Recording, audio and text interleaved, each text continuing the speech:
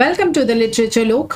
आज हम बहुत ही बेहतरीन सेशन करने वाले हैं जिसमें कि हम देखने वाले हैं critical comments on William Wordsworth. अब आप ये सोचिए कि जो लोग इतने फेमस हैं, जिन्होंने अपनी लाइफ में इतना बेहतरीन काम किया है, उनको भी लोगों ने क्रिटिसाइज करने से पीछे नहीं छोड़ा है, पीछे नहीं हटे हैं। तो आप और हम क्या चीज हैं?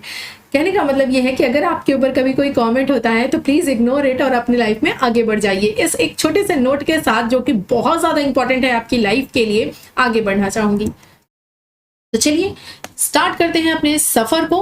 तो देखिए, हमारा फर्स्ट जो ये कमेंट है उसको देखते हैं। इससे पहले मुझे गिव मी फ्यू सेकेंड्स कि मैं पेन ले लूं। राइट, अभी हम आगे बढ़ते हैं और देखिए हम बात करेंगे फर्स्ट कमेंट की। ये जो फर्स्ट कमेंट है ये किसने दिया है? ये एक्चुअली खुद वर्ड्सवर्थ जी का ही है।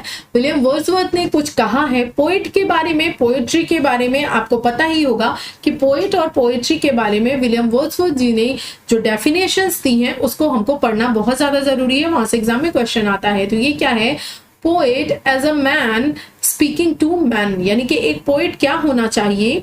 वो ऐसा होना चाहिए, ऐसा लगे कि जैसे वो किसी व्यक्ति से बात कर रहा है। यानी कि क्या कहने का मतलब है? यानी कि वो अपनी पोइट्री के माध्यम से इस तरह से उसको पोइट्री लिखनी चाहिए, इस तरह से वर्क लिखना चाहिए जैसे वो क्या कर रहा हो, खुद अपनी पोइट्री के माध्यम से किसी व्यक्ति से क्या कर रहा हो, बात कर रहा हो। तो पोइट क्या है? As a man speaking to man. ये किसकी डेफिनेशन है? विलियम वर्ड्सवर्थ की है। आगे देखिए, वर्ड्सवर्थ जी बताते हैं, यहाँ पर हमने पोएट के बारे में देखा कि पोएट कैसा होना चाहिए। अब हम देखेंगे पोएट्री कैसी होनी चाहिए। तो the language of poetry is a selection of the real language of man in a state of vivid sensation. यानी कि जो पोइट्री की लैंग्वेज है, यानी यहाँ पर इन्होंने लैंग्वेज ऑफ पोइट्री की बात की है कि जो जब हम पोइट्री लिखते हैं तो हमें उस समय कैसी भाषा का सिलेक्शन करना चाहिए। हमें ऐसी भाषा का सिलेक्शन करना चाहिए जो बिल्कुल रियल लैंग्वेज हो ऑफ मैन, यानी व्यक्ति की रियल लैंग्वेज हो, यानी जमीन से जुड़ी हुई, उसके रियल लाइफ से जुड़ी हुई होनी चाहिए, बिल्कुल कॉमन पीपल की लैंग्वेज होनी चाहिए। ऐसा नहीं है कि हम बहुत, जिसे बोलते हैं कि सोफिस्टिकेटेड लोगों की लैंग्वेज यूज कर रहे हैं और उसको कॉमन पीपल समझ ही नहीं पा रहे हैं। तो हमें एक विविड सेंसेशन के स्टेट में क्या करना चाहिए? रियल लैंग्वेज को यूज करना चाहिए, यानी कि लेमैन लैंग्वेज को यूज करना चाहिए, कॉमन लैंग्वेज को यूज करना चाहिए। ये इन्होंने एक जिसे बोलते हैं मैसेज दिया है for selecting language of poetry. आगे देखिए वर्ड्सवर्थ क्या कहते हैं। वर्ड्सवर्थ बहुत ही एक, जिसे बोलते हैं कि बहुत ही ज्यादा इंपॉर्टेंट स्टेटमेंट देते हैं फॉर यू। जी हाँ, फॉर यू। क्यों? क्योंकि आप क्या करने जा रहे हैं? टीचर ही तो बनने जा रहे हैं ना। तो इन्होंने देखिए टीचर को कितनी ज्यादा इंपॉर्टेंस दी है। इन्होंने कहा है कि every great poet is a teacher, यानी कि जो महान जो टीचर पोएट है, ठीक है, हर महान जो पोएट है वो क्या होता है? वो एक टीचर होता है। क्यों? क्योंकि वो अपने पोएट्री के माध्यम से, अपने वर्क के माध्यम से वो क्या करता है? लोगों को टीच करता है, कोई ना कोई संदेश देता है, लाइफ में कुछ ना कुछ सिखाता है। I wish to be consider as a teacher. मैं चाहता हूं कि मुझे एज अ टीचर कंसीडर किया जाए, और एज नथिंग, या फिर कुछ भी नहीं। यानी कि मैं एक पोएट हूं, मैं एक ऑथर हूं, मैं ये कहलाना चाहूंगा कि मैं एज अ टीचर, लोग मुझे कंसीडर करें कि मैं जो अपनी पोएट्रीज लिख रहा हूं इनके माध्यम से मैं लोगों को बहुत कुछ सिखा पा रहा हूं। तो जेन्युइनली जो इन्होंने इच्छा की है, एक्चुअली ये 100% सत्य भी है, ये साबित भी होती है, क्योंकि विलियम वर्ड्सवर्थ ने जो वर्क लिखा है, इनके हर एक वर्क से आप देखोगे तो कुछ ना कुछ सीखने के लिए जरूर मिलता है। हर एक वर्क में इन्होंने कुछ सिखाने का, समझाने का प्रयास किया है, तो एक टीचर का रोल प्ले किया है। तो ये जो है ये डेफिनेटली ये उनके ऊपर सटीक बैठता है। तो आप सोचो, एक चीज आपको मैं बता दूं कि आप, कुछ लोग तो इसे अच्छे से याद कर लेंगे, कुछ लोगों को ट्रिक पता होगा, लेकिन कुछ लोग परेशान होंगे कि इनको हम इतना सारा कैसे याद करेंगे। अभी आगे बहुत सारे हैं, तो आपको मैं एक ट्रिक देती हूँ। आपको क्या करना है? आपको जो कीवर्ड्स हैं उनको पकड़ना है। मैं बार बार कहती हूँ कि आपको कीवर्ड्स पकड़ना है। जैसे इसमें से क्या पकड़ना है? आपको क्या पकड़ना है कि जो वर्ड्सवर्थ हैं उन्होंने बात की है कि मैं एज अ टीचर रहूं। क्या बात करूं? मैं एज अ टीचर कंसीडर किया जाऊं। एवरी ग्रेट पोएट टीचर होता है। तो वर्ड्सवर्थ टीचर कनेक्ट करिए, जब ये स्टेटमेंट आएगा तो आपको अच्छे से याद आ जाएगा। यहाँ पर लैंग्वेज ऑफ पोएट्री कैसी होनी चाहिए, यहाँ पर आप देख लीजिए, रियल लैंग्वेज ऑफ मैन। ये दो कीवर्ड आपने याद कर लिया, ये कोट आपको याद हो जाएगा। पूरा वर्ड टू वर्ड कोट याद करने की जरूरत नहीं है, कीवर्ड्स पकड़िए, आप पेपर को फाड़ देंगे।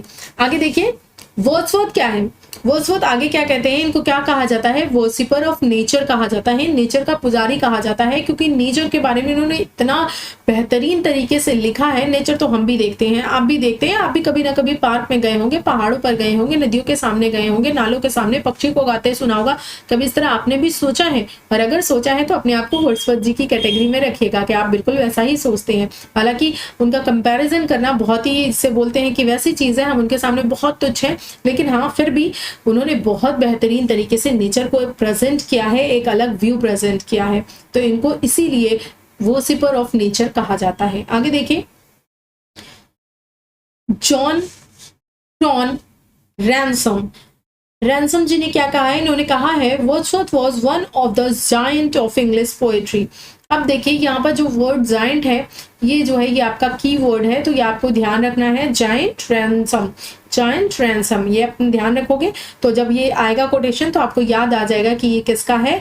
अगर रैनसम नहीं भी याद रखना तो क्रो याद कर लो, ठीक है, कि क्रो कैसा होता है, जायंट होता है, ठीक है, क्रो कैसा होता है, जायंट होता है। जायंट मीन्स बहुत बड़ा, बहुत विशाल, ठीक है, तो बहुत विशाल, बहुत बड़ा, तो इसको बोलते हैं जायंट। तो इन्होंने कहा है कि इंग्लिश पोएट्री में ये क्या है, बहुत जायंट है, यानी कि इनका स्थान बहुत बड़ा है, इतना इन्होंने अपना योगदान दिया है कि एज अ जायंट ये क्या है, इंग्लिश पोएट्री में अपना रोल जो है वो देते हैं।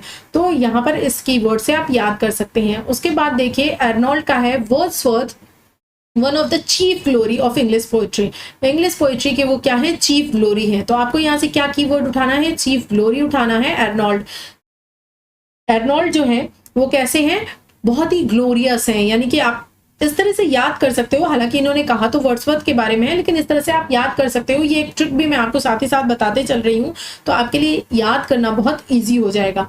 याद हो गई ना इतनी कोटेशन मेरे साथ ही साथ, लगे हाथ याद हुई ना। अगर नहीं याद हुई या मन में थोड़ा भी डाउट है तो प्लीज वीडियो को पॉज कीजिए, give few minutes to you, अपने आप को कुछ मिनट कुछ सेकंड दीजिए, इनको एक बार रीड करिए अच्छे से और कीवर्ड्स को पकड़िए, दिमाग में फीड करिए, फिर मेरे साथ आगे बढ़िए। कर लिया आपने, वेरी गुड। चलिए आगे देखते हैं। 7 नंबर क्या है, ये शैली जी का कमेंट है। शैली क्या बोलते हैं, शैली बोलते हैं कि Wordsworth was hardly a man, Wordsworth जो है वो हार्डली जो है एक व्यक्ति है, एक मैन है। क्यों इन्होंने ऐसा कहा, इन्होंने कहा but a wandering spirit with strange adventures and no end to them. ये कहना चाहते हैं कि जो वर्ड्सवर्थ है वो क्या है, वो एक वॉन्डरिंग स्पिरिट है, यानी कि अपनी लाइफ में इतना ज्यादा इन्होंने ट्रैवल किया है, इतना घूमा है, इतना इनका एक्सपीरियंस है, इतना इन्होंने लिखा है, ये क्या है, एक वॉन्डरिंग स्पिरिट है। और इन्होंने अपनी लाइफ में इतने एडवेंचर्स किए हैं, यानी इतने एडवेंचर्स के साथ, स्ट्रेंज एडवेंचर्स के साथ ये वॉन्डरिंग स्पिरिट है जिसका कि कोई एंड नहीं है, ठीक है। तो आप यहां से क्या उठाओगे, वॉन्डरिंग स्पिरिट उठाओगे। वॉन्डरिंग स्पिरिट किसने कहा है, शैली ने कहा है, ठीक है। ये आप याद रखेंगे तो इस तरीके से आप इसको क्या कर सकते हैं, याद रख सकते हैं, ठीक है। आगे बढ़े, याद हो गया।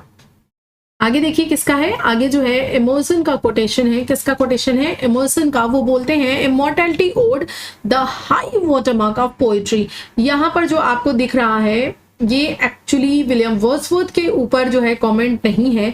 ये जो कमेंट आपको दिख रहा है ये किसके ऊपर है, ये इनका जो वर्क है, कौन सा, इमॉर्टैलिटी ओड, उसके ऊपर ये कमेंट आपको दिख रहा है। तो इन्होंने क्या कहा है, पोएट्री का हाई वाटरमार्क कहा है। वाटरमार्क आप समझते हैं ना, जैसे जब हम लोग वीडियोस बनाते हैं तो अपना जो लोगो है या फिर अपना जो ब्रांड है उसका क्या करते हैं, वाटरमार्क लगाते हैं ताकि कोई इसको कॉपी ना कर पाए। तो बिल्कुल वैसा ही कि जो इनका स्थान है वो स्थान कोई नहीं ले सकता है, यानी कि वो क्या है, एक हाई वाटरमार्क है ऑफ पोएट्री, यानी कि पोएट्री के वो एक हाई वाटरमार्क है। तो वाटरमार्क कौन है, इमर्सन है, ठीक है। इमर्सन है नहीं मीन्स इन्होंने कहा है, लेकिन आपको याद करने के लिए इस तरह से बता दे रही हूँ, ठीक है। वर्ड्सवर्थ के लिए इन्होंने कहा है तो ये याद हो गया। उसके बाद देखिए ये किसने कहा है, ये आपको देखना है।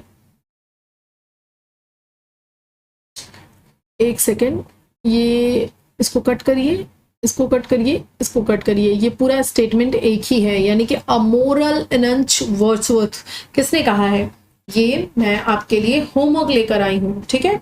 क्योंकि ये जो है ना एक्चुअली जिसे बोलते हैं कि बहुत ही ज़्यादा फेमस है, ये बहुत ज़्यादा फेमस कोटेशन है और बार बार एग्जाम में पूछी गई है, तो इसीलिए मैंने इसको क्या किया है, क्वेश्चन छोड़ दिया है। आपको नेक्स्ट टाइम जो नेक्स्ट वीडियो होगा, यानी कि जो नेक्स्ट क्लास लूंगी, उसमें मैं आपको बताऊंगी ज़रूर। लेकिन इससे पहले मैं आपसे ज़रूर पूछना चाहूँगी कि आप जो है कमेंट ज़रूर करिएगा कि इसका आंसर क्या है। मैं इसीलिए मैंने ऐसा क्वेश्चन लिया है जो बहुत टाइम रिपीटेड है और बहुत ईजी है, ठीक है, बहुत बार ये क्वेश्चन पूछा गया है। आप अपना प्रीवियस ईयर क्वेश्चन उठाकर देखेंगे तो बहुत ज़्यादा ये कोड पूछी गई है, इसीलिए मैंने आपको ये होमवर्क दिया है, तो इसको ज़रूर याद रखिएगा।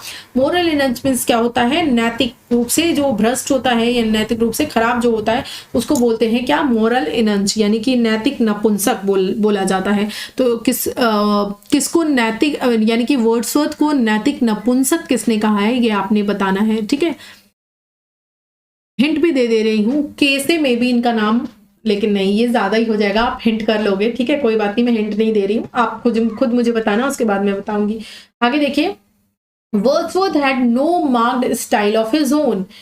When he seeks to have a style, he falls into ponderosity and pomposity. ये क्या है, ये किसने बोला है, ये एर्नॉल्ड ने बोला है। एर्नॉल्ड क्या बोल रहे हैं, एर्नॉल्ड बोल रहे हैं कि जो वर्ड्सवर्थ जी हैं, इनकी अपनी कोई जानी मानी या इनकी कोई मार्क्ड चिन्हित जो है वो शैली नहीं है। ऐसा नहीं है कि इनकी कोई एक जिसे बोलते हैं स्टाइल थी जिसमें वो लिखा करते थे, तो इनकी क्या है, कोई मार्क जो है वो स्टाइल नहीं है। ये क्या करते थे, जब भी वो एक शैली की तलाश करते थे, ठीक है, तो वो क्या करते थे, वो विचारताशील और आडंबर में पड़ जाते थे। यानी कि जब भी वो सोचते थे कि लाओ किसी एक नई शैली में लिखा जाए या किसी एक नई स्टाइल की जब वो खोज करते थे, ही फॉल्स, वो क्या करते थे, विचारताशील और आडंबर में पड़ जाते थे, दिखावे में पड़ जाते थे, ठीक है। तो इसका मतलब होता है विचारशीलता, ठीक है, यानी कि विचारशीलता यानी सोच में पड़ जाते थे, यानी इसको क्या बोलते हैं,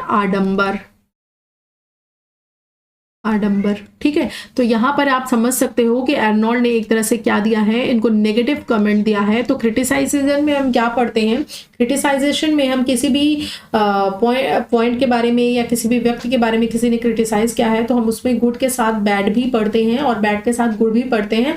ये दोनों मिल करके क्रिटिकल कॉमेंट बनता है, ना कि सिर्फ बैड कॉमेंट, ना सिर्फ गुड कॉमेंट, राइट। तो यहाँ पर जो एर्नॉल्ड है वो क्या बोलते हैं, इनको नेगेटिव वर्ड बोलते हैं, और इन्होंने क्या बोला है कि इनका कोई जो है वो स्टाइल नहीं है, नो मार्क्ड स्टाइल। ये एक कीवर्ड पकड़ लीजिए, दूसरा इन दोनों में से कोई पकड़ लीजिए, चाहे पॉन्ड्रोसिटी पकड़ लीजिए चाहे पॉम्पोसिटी पकड़ लीजिए, जो आपको सही लगे, ठीक है। तो पॉम्पोसिटी या फिर यही दो वर्ड पकड़ लीजिए कि पॉन्ड्रोसिटी एंड पॉम्पोसिटी जो है वो किसने कहा है, एर्नॉल्ड ने कहा है, किसके बारे में, विलियम वर्ड्सवर्थ के बारे में। तो इस तरह के कीवर्ड आप पकड़ सकते हैं। उसके बाद देखिए नेक्स्ट 11 है। यार मैंने इतना बोल दिया, इतना बता दिया, अब आप भी तो कुछ बता दो मुझे कि क्या आपको मेरा पढ़ाने का तरीका अच्छा लग रहा है। अगर अच्छा लग रहा है तो please give me few seconds और लाइक कर दीजिए, ये मुझे बहुत मोटिवेट करता है और सच में बहुत अच्छा लगता है जब आपकी कोई तारीफ करता है तो आपको अच्छा लगता है ना। सेम एज हर इंसान होता है, मैं भी बिल्कुल वैसे ही हूँ। अगर आप मुझे लाइक करोगे इट मीन्स आप मेरी तारीफ कर रहे हो, तो मुझे बहुत ही स्पेशल फील होगा, बहुत ही अच्छा लगेगा। तो अगर आप कर सकते हैं तो कर दीजिए, यानी कि आपको अच्छा लग रहा है तो कर दीजिए, अदरवाइज इट्स ओके। तो देखिए आगे क्या है, वर्ड्सवर्थ फिलॉसफी इज इल्यूजन, किसने कहा है। ऑब्वियसली नेगेटिव कमेंट कौन दे रहा है, इस फिलहाल इस पेज में तो कौन दे रहा है, एर्नॉल्ड जी दे रहे हैं। तो एर्नॉल्ड ने क्या बोला है कि इनका जो फिलॉसफी है, फिलॉसफी मीन्स क्या होता है, जो फिलॉसफी होता है यानी जीवन का फिलॉसफी या फिलॉसफी दर्शन, इनका जो दर्शन है वो क्या है, भ्रम है। क्या है, भ्रम है। तो किसके बारे में, फिलोसफी इज इल्यूजन किसने कहा है, एर्नॉल्ड ने कहा है वर्ड्सवर्थ को। आगे देखिए, ये थोड़ा ऊपर चला गया, इसको छोटा करूं क्या, चलो आप समझ लेना क्या छोटा करूं। एन ईगोटिस्ट यहाँ पे लिख देती हूँ, ठीक है, ताकि आपको अच्छे से दिखाई दे। ये देखिए 12 नंबर क्या है, एन ईगोटिस्ट, एन ईगोटिस्ट, ये किसने कहा है, ये कहा है कीट्स ने, ठीक है। एन ईगोटिस्ट किसने कहा है, कीट्स ने कहा है। किसको कहा है, ऑब्वियसली विलियम वर्ड्सवर्थ को कहा है। तो अगर मैं आपसे ये कहना चाहूँ कि नेगेटिव जो कमेंट है और जो पॉजिटिव कमेंट है आप उसको क्या करिए अच्छे से, जिसे बोलते हैं एक मतलब कि एक पेज में जब आप नोट कर रहे हो तो इस तरह से नोट कीजिएगा कि ये जो मैं जितनी भी कोटेशंस पढ़ा रही हूँ इसमें वर्ड्सवर्थ के बारे में जिन्होंने पॉजिटिव कमेंट दिया है उसको एक साइड लिखिएगा और जिसने नेगेटिव दिया है उसको एक साइड लिखिएगा। तो इससे आप आराम से जो है एग्जाम में अगर मान लीजिए आप कोटेशन मिस भी कर जा रहे हो तो नेगेटिव पॉजिटिव देख करके आप क्या कर लोगे, गेस कर लोगे। तो अहंकारी किसने कहा है, तो ये आप समझ गए। इगोटिस्ट का मतलब आप समझ ही रहे होंगे कि अहंकारी। उसके बाद थॉमस डी क्वेंसी ने इनको क्या कहा है, हाई प्रीस्ट ऑफ नेचर। क्या कहा है, हाई प्रीस्ट ऑफ नेचर, यानी प्रकृति का महान प्रीस्ट कहा है। प्रीस्ट क्या, वही जो पुजारी होते हैं वही, यानी कि प्रकृति के महान यानी बड़े उच्च पुजारी किसने कहा है, यानी प्रीस्ट की, यहां से बस प्रीस्ट वर्ड उठाइए कि प्रीस्ट किसने कहा है, वर्ड्सवर्थ को थॉमस डी क्वेंसी ने कहा है। उसके बाद ब्राउनिंग ने, रॉबर्ट ब्राउनिंग ने क्या कहा है, अ लॉस्ट लीडर, यानी कि एक खोया हुआ नेता। लॉस्ट लीडर किसने कहा है, ये तो खुद ही एक छोटा है, तो जो है आपको आंसर बहुत अच्छे से याद हो जाएगा, यानी कि ये कोटेशन याद हो जाएगी। किसने कहा है, ब्राउनिंग ने कहा है अ लॉस्ट लीडर। नेक्स्ट देखिए 15th, just for handful of silver he left us, just for a ribbon to stick in his coat. ये किसने कहा है, ये किसने कहा है, ये आपका ब्राउनिंग ने कहा है। तो ये भी जो है वो नेगेटिव कमेंट की तरफ ही जाते हैं। तो क्या कहा है इन्होंने कि केवल मुट्ठी भर चांदी के लिए उन्होंने हमें छोड़ दिया। Just for a ribbon to stick in his coat, केवल अपने कोट में चिपकाने के लिए, एक रिबन के लिए। एक्चुअली हुआ क्या था कि विलियम वर्ड्सवर्थ ने जो है वो जिसे बोलते हैं, जब मैं आप इनका बायोग्राफी पढ़ो तो मैंने बताया है, वहां पर आप देखोगे इन्होंने जो है एक जिसे बोलते हैं कि आप कह लीजिए कि अवार्ड कह सकते हैं या फिर जिसे बोलते हैं कि पद इन्होंने ग्रहण कर लिया था। वो इसकी वजह से ही ये बोल रहे हैं कि जस्ट मुट्ठी भर सिल्वर के लिए इन्होंने क्या किया, हमें छोड़ दिया। और वो क्या कि ये इनके कोट में एक रिबन की तरह स्टिक हो सके इसके लिए, यानी कि इस पद के लिए इन्होंने क्या किया, इसको छोड़ दिया। ठीक है, यानी कि ये राष्ट्र के नेशन के बन गए। तो ये इसलिए इन्होंने क्या किया है, इन्होंने क्रिटिसाइज किया है विलियम वर्ड्सवर्थ को ये कहते हुए। तो आप ध्यान रखोगे, सिल्वर और ब्राउनिंग को कनेक्ट कर लोगे तो अच्छे से ये कोटेशन याद हो जाएगी। अब ये मैं यहाँ पे क्यों नहीं बता रही हूँ, क्योंकि ऑलरेडी मैं यहाँ पर बता चुकी हूँ इसका नाम। मैं ये चेक करना चाहती हूँ कि आप मेरे सारे वीडियोस देखते हैं कि नहीं देखते हैं। तो अगर आपने नहीं देखे हैं तो प्लीज मेक श्योर आप वहां जाइए, उसको देखिए और मुझे बताइए कि इन्होंने कौन सा पद ग्रहण किया था जिसकी वजह से इनको ये बोला गया था। पद इन द सेंस आप एक तरह से अवार्ड भी बोल सकते हो जो इन्होंने एक्सेप्ट किया था। तो वो कौन सा था, उसका नाम मुझे बताइए, जो जिसकी वजह से ब्राउनिंग ने इनको क्रिटिसाइज किया था। आगे देखिए 16th number, Wordsworth uttered nothing base. किसने कहा है, टेनिसन ने कहा है। ये सारे लोग जो आ रहे हैं, अर्नोल्ड हैं और आपका कीट्स हैं, ब्राउनिंग हैं, ये लोग क्या है, नेगेटिव पक्ष में जाएंगे, यानी इन्होंने नेगेटिव बोला है विलियम वर्ड्सवर्थ के बारे में। तो बताइए क्या इसका मीनिंग आपको समझा दूं। इन्होंने कहा है कि जो वर्ड्सवर्थ है उन्होंने कोई भी मतलब कि कोई भी बात जो है nothing base, uttered nothing base, यानी कि कोई आधार ही नहीं है, इस तरह की बातें कही है। तो नथिंग बेस के अटर्ड नथिंग बेस यानी कि कोई भी बहुत ही जिसे बोलते हैं अच्छी बात या जिस बात का कोई बेस हो, कोई वैल्यू हो, ऐसी कोई चीज नहीं कही है। तो ये किसने कहा है, टेनिसन ने कहा है। उसके बाद देखिए 17th क्या है, criticised Wordsworth for not practising his own theory in his own poems. T S. Eliot ने इनको क्यों क्रिटिसाइज किया है, इन्होंने इसलिए क्रिटिसाइज किया है कि अपनी कविताओं में ये अपने ही सिद्धांत का अभ्यास नहीं करते थे। ठीक है, अपने ही सिद्धांत का, जो इन्होंने अपनी थियरी बताई है उसको ही ये प्रैक्टिस नहीं करते थे, उनका ही अभ्यास नहीं करते थे, यानी कि उनको ही ये अपनी पोएम्स में यूज नहीं करते थे। इसीलिए टी.एस. एलियट इनको क्रिटिसाइज कर रहे हैं। ठीक है, तो not practising his own theory किसने कहा है, टी.एस. एलियट ने कहा है। याद होता जा रहा है ना मेरे साथ। मेक श्योर बहुत अच्छे से कि आपको याद होता जाए, और अगर नहीं हो रहा है तो प्लीज स्क्रीन को वहीं रोकिए और इसको याद करिए, तब आगे बढ़िए, ताकि आप ये जो वीडियो देख रहे हैं ना, ये जितने भी मिनट का बने, इतने मिनट में ये वीडियो क्या है आपके लिए इतना काम का हो जाए कि आपको पूरे इतने कॉमेंट्स याद हो जाएं। और कॉमेंट्स एग्जाम में आते हैं, वेरियस एग्जाम्स आप उठाकर देख लीजिए, कॉमेंट्स जो है वो पूछे जाते हैं। तो आगे देखते हैं किसका कॉमेंट है, रिकेट का कॉमेंट है। ये क्या कहते हैं, अ mountain the most massive in the lofty range which is called the romantic revival। रिकेट किसने कहा है, रिकेट ने कहा है। इन्होंने कहा है एक पर्वत जो उस ऊंची श्रृंखला में सबसे विशाल है, रोमांटिक रिवाइवल कहा जाता है। ठीक है। और रोमांटिक रिवाइवल जो है वो कहाँ से आता है, जब इनका वर्ड मतलब विलियम वर्ड्सवर्थ का वर्क जो है वो आता है, तब से आता है। तो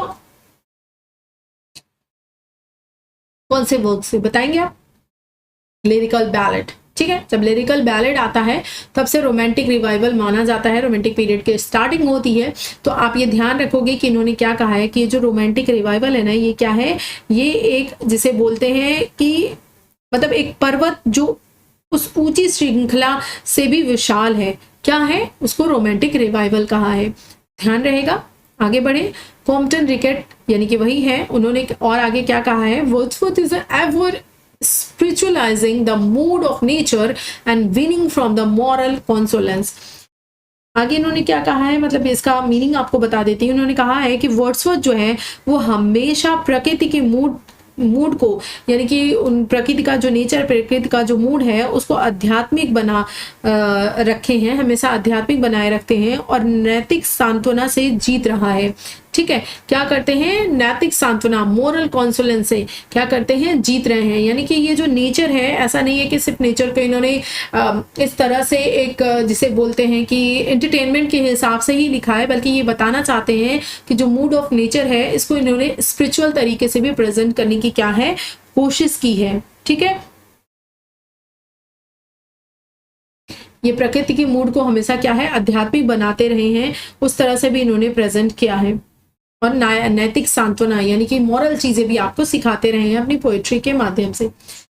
आगे देखिए, एल्डॉक्स हक्सले ये क्या बोलते हैं, Wordsworth had not stayed out of the Lake District and so never had the chance coming across nature red in tooth claw।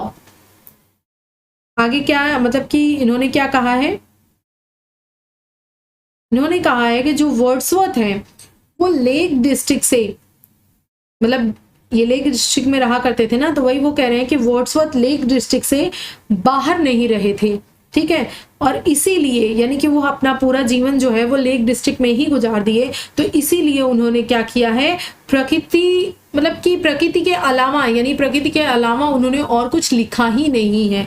ठीक है, उनको कभी चांस ही नहीं मिला। So never had a chance coming across nature, यानी nature से आगे बढ़कर, नेचर से बाहर और भी बहुत सारी चीजें हैं, उन चीजों पर उन्होंने कभी लिखा ही नहीं, क्योंकि वो सिमट कर वहीं रह गए और उन्होंने वही प्रेजेंट करने की कोशिश की है। ठीक है, ये इन्होंने रेड इन टूथ क्लॉ कहकर इनको क्या किया है, क्रिटिसाइज किया है। आगे देखिए, लॉवेल ये क्या कहते हैं, द हिस्टोरियन ऑफ वर्ड्सवर्थ। ठीक है, वर्ड्सवर्थ के इतिहासकार, इसमें तो कुछ समझाने के लिए है नहीं। आगे देखिए, अभी इतने अच्छा एक चीज और बता दूं, मैंने आपसे जो क्वेश्चन पूछा था अभी थोड़ी देर पहले, एक क्वेश्चन पूछा था ना, आपको दिया था और आपको बोला था कि ये आपका होमवर्क है, वो करिएगा। तो ये जो पेज आपके सामने दिख रहा है ना, उसका आंसर इसी पेज में है। मैं आपको इतना तक हिंट दे रही हूँ कि वो जो क्वेश्चन मैंने किया था उसका आंसर, यानी कि वहां पे किस राइटर ने उनके बारे में ये स्टेटमेंट दिया था, उसका आंसर, वो राइटर का नेम इसी पेज में है। अब आप गेस कर सकते हैं। चलिए आगे बढ़ते हैं, ये हिंट मैंने आपको दे दिया, अब जरूर मुझे बताइएगा। विलियम जे लॉन्ग क्या बोलते हैं, Wordsworth has not only site but insight, यानी वर्ड्सवर्थ के पास ना ऐसा नहीं है कि सिर्फ दृष्टि थी, बल्कि उनके पास क्या थी, अंतर्दृष्टि थी। यानी कि वर्ड्सवर्थ के पास न केवल दृष्टि है बल्कि अंतर्दृष्टि भी है, यानी कि इनर साइड जिसे बोलते हैं, यानी कि आंतरिक मन से देखना किसी चीज को, किसी को अंतर मन से जिसे बोलते हैं कि बताना, व्याख्या करना उसकी, तो उनके अंदर वो अंतर्दृष्टि थी। ठीक है, जिसे अंतर्दृष्टि बोलते हैं। तो ये किसने कहा है, विलियम जे लॉन्ग ने कहा है, जो कि बहुत ही बेहतरीन कमेंट है। Wordsworth is the greatest poet of nature that our literature has produced। कितने बड़ी बात इन्होंने कह दी। विलियम जे लॉन्ग कहते हैं कि अभी तक पूरे लिटरेचर में अगर कोई ग्रेट पोएट जो है नेचर का, वो पैदा हुआ है, आया है, प्रोड्यूस किया है हमारे लिटरेचर ने, तो वो कौन है, वो विलियम वर्ड्सवर्थ हैं। यानी लिटरेचर में अभी तक के सबसे बेहतरीन जो पोएट हैं वो कौन है, विलियम वर्ड्सवर्थ हैं, उनको लिटरेचर ने प्रोड्यूस किया है। ठीक है, आगे देखिए, विलियम जे लॉन्ग का ही है, वो कहते हैं Wordsworth is not always melodious, that he is seldom graceful and only occasionally inspired. यहाँ पे क्या कहा उन्होंने कहा है कि वर्ड्सवर्थ हमेशा मधुर ही नहीं होते हैं, यानी कि हमेशा ऐसा नहीं है कि वर्ड्सवर्थ जो है वो हमेशा मधुर ही नहीं होते हैं, हमेशा मधुर ही नहीं बोलते हैं, कि वो शायद ही कभी सुंदर हों और केवल कभी कभार ही प्रेरित हो। यानी कि क्या यहाँ पर कहा गया है कि जो जेलोंग है वो ये कहना चाह रहे हैं कि वर्ड्सवर्थ जो है वो मधुर होने के साथ साथ, मेलोडियस होने के साथ साथ, मधुर तो वो थे ही, हमेशा नहीं, मधुर तो वो थे ही, लेकिन उसके साथ साथ वो क्या थे, सेल्डम ग्रेसफुल भी थे। यानी कि कैसे थे वो, सुंदर, और जो है वो कभी कभार लोगों को क्या करते थे, एंड ओनली ओकेजनली इंस्पायर्ड, यानी कि कभी कभी क्या करते थे, प्रेरित करते थे, इंस्पायर करते थे। Thomas De Quincey, Wordsworth had his passion for nature fixed in his blood। तो वर्ड्सवर्थ का प्रकृति के प्रति जो जुनून है ना वो उनके खून में बसा हुआ था, उनके ब्लड में फिक्स था। मतलब कि थॉमस डी क्वेंसी कितनी बड़ी बात कहते हैं, वो कह रहे हैं कि वो जो नेचर है, जो प्रकृति है, जो उन्होंने विविड तरीके से, बहुत ही अलग अलग तरीके से प्रेजेंट करने की कोशिश की है, वो इसलिए क्योंकि वो उनके नेचर में, यानी कि उनके ब्लड में जो है वो बसता था, उनके ब्लड में नेचर का था। यानी कि वो इतने जुनूनी थे, इतना उनको जुनून था किस चीज का, नेचर का। तो वो जो नेचर है वो जुनून की तरह उनके खून में बसा हुआ था। क्लियर है यार, इतनी मेहनत कर रही हूँ तो प्लीज सब्सक्राइब कर लीजिएगा चैनल को, और बेल आइकन भी हिट कर लीजिएगा ताकि आपको नोटिफिकेशन की अपडेट मिलती रहे। नहीं करोगे तो मेरा क्या, आप ही का नुकसान है। इसलिए है क्योंकि यहाँ पर इस प्लेटफॉर्म पे मैं पूरा जो टीजीटी का कोर्स है वो कवर कराने वाली हूँ, चाहे हिस्ट्री ऑफ इंग्लिश लिटरेचर हो, चाहे लिटरेरी वर्ड्स हो, फिगर ऑफ स्पीच हो, ऑथर्स हो। हाँ, आप एक काम जरूर कर सकते हो कि आप मुझे सजेशन दे सकते हो कि कौन सा टॉपिक मैं पहले लेकर चलूँ, history of English literature, literary terms and figure of speech में से। जब ये राइटर्स में कवर करा लूंगी तो उसके बाद आप जो सजेशन दोगे उसी हिसाब से मैं आगे बढ़ूंगी। ये देखिए हम खत्म होने चल रहे हैं, ये काम खत्म होने नहीं चल रहे हैं। इट मीन्स ये जो कोटेशंस हैं ये अपने एंडिंग की तरफ चल रही हैं। Matthew Arnold in his memorial versus, Matthew Arnold ने अपने मेमोरियल वर्सेस, इनका जो वर्क है इसमें क्या कहा है, Wordsworth poetry has a healing power. Wordsworth की जो पोएट्री है ना उसके पास कैसी पावर है, हीलिंग, यानी उपचार करने की, हील करने की पावर है। जैसे मेडिसिन्स होती है ना, उनके पास हीलिंग कैपेसिटी होती है, वो आपके दर्द को हील करती है, उसका उपचार करती हैं। बिल्कुल वही हीलिंग पावर कैसे, किसके पास है, वर्ड्सवर्थ की पोएट्रीज के पास है। जब आप उसको पढ़ते हैं तो क्या होता है, हील होती हैं आपकी प्रॉब्लम्स, आप हैप्पी होते हो, आपका मूड अच्छा होता है। आगे देखिए, Matthew Arnold in his essay on Wordsworth place him next only to Shakespeare and Milton. यानी कि ये जो है आपके मैथ्यू अर्नोल्ड जो है, इनका वर्क है, क्या वर्क है, इनका ऐसे है ऑन वर्ड्सवर्थ। इनके ऐसे का क्या नाम है, ऑन वर्ड्सवर्थ, जिसमें इन्होंने क्या किया है, प्लेस किया है किसको, वर्ड्सवर्थ को शेक्सपियर और मिल्टन के जस्ट बाद। ठीक है, तो शेक्सपियर और मिल्टन के जस्ट बाद इन्होंने वर्ड्सवर्थ को प्लेस किया है अपने एसे ऑन वर्ड्सवर्थ में, मैथ्यू अर्नोल्ड ने। ये आज का लास्ट क्रिटिकल कमेंट था, यानी कि मैंने आपको 27 क्रिटिकल कमेंट्स बताए हैं अबाउट वर्ड्सवर्थ। तो आपको कैसे लगे ये कलेक्शन, आपको अच्छा लगा कि नहीं लगा मुझे बताइएगा। और हाँ, अगेन मैं यही कहूंगी कि एग्जाम के बारे में बहुत ज्यादा इंतजार मत कीजिए, एग्जाम जब होना है होगा, आप अपनी ड्यूटी परफॉर्म कीजिए।